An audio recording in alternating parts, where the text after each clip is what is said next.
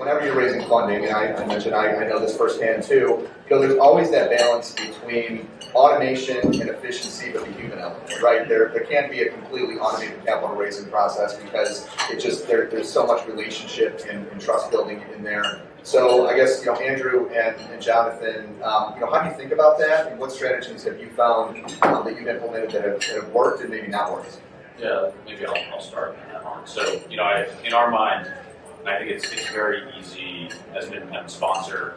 You're kind of getting the deal locked down, you're diligencing, you're fundraising. There's a lot of balls in the air that you're juggling, and one of the things that is easily lost, but it's a shame if it's lost, is what is the LP experience like throughout that process? What's the communication like?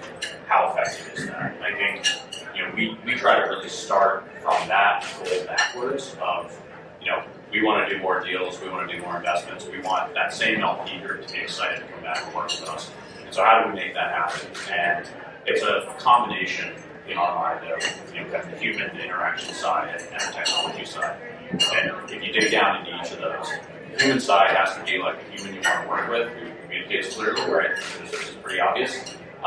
Less obvious if you're not a technical person, perhaps, is the technology has to be good. The technology has to work and it has to be intuitive. So, just set up that dichotomy a little bit. I mean, our first deal, 37 LPs, I believe, a lot of LPs. And we took a very non-technical approach, which was I talked to 37 people many times, right? And the experience for us was very time-consuming, but effective, right? I mean, at the end of the day, I think we got the ball over the line.